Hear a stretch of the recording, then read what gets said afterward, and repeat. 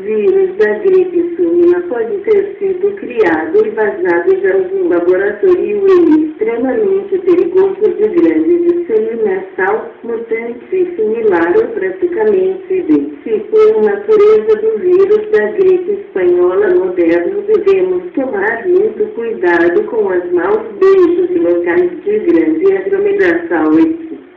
Um estudo publicado em 2008 de pesquisa em algum laboratório no final dos anos 1970 e agora em 2009. Cientistas acreditam que o vírus, extinto entre os humanos, foi reintroduzido acidentalmente ou propositalmente, cientistas, e causou a pandemia em 1977, iniciada na Rússia e na China.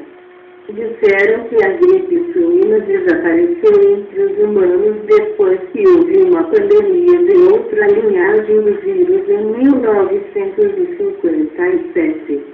Depois, o H1N1 não foi detectado até janeiro de 1976, quando ocorreu um novo surto. O alarme desse surto levou cientistas de todo o mundo a voltar a estudar o vírus com amostras congeladas e armazenadas desde os anos 1950.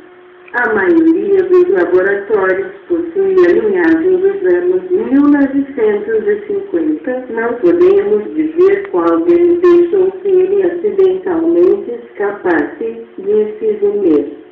Depois da pandemia de 1977, a gripe suína reapareceu anualmente, mas só agora acabou se tornando nova pandemia. Casos no Brasil. O governo corrigiu ontem o número de casos.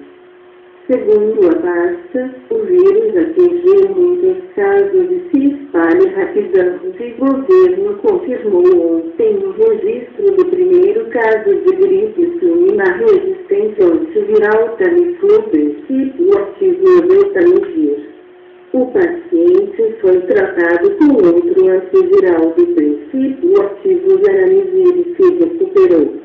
O Tamiflu é considerado pela OMS, Organização Mundial da Saúde, um tratamento eficaz contra a forma atual da gripe. Segundo os infectologistas, quando disseminado do remédio e esperado que surgisse algum caso de resistência. Com muita gente tomando medicamentos, o vírus H1N1 da gripe suína se torna mais resistente e alguns cientistas acharam uma combinação do vírus da gripe aviária espanhola e suína misturados.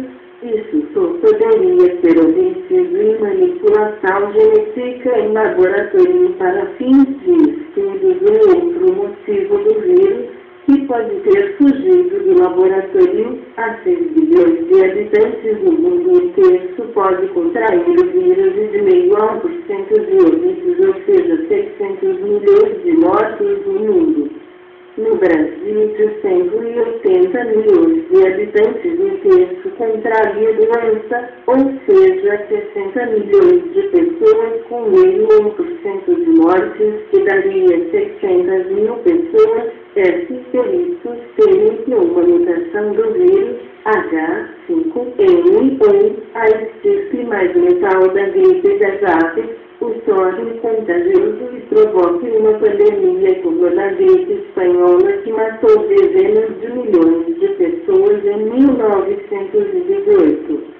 Mas as análises efetuadas no caso paquistanês mostram em carta descoberta e publicada no British Medical Journal quase 60 anos depois da pandemia de 1918-1919, um médico norte-americano diz que a doença começa como um tipo comum de gripe, mas os doentes desenvolvem rapidamente o tipo mais viscoso de pneumonia jamais vistos.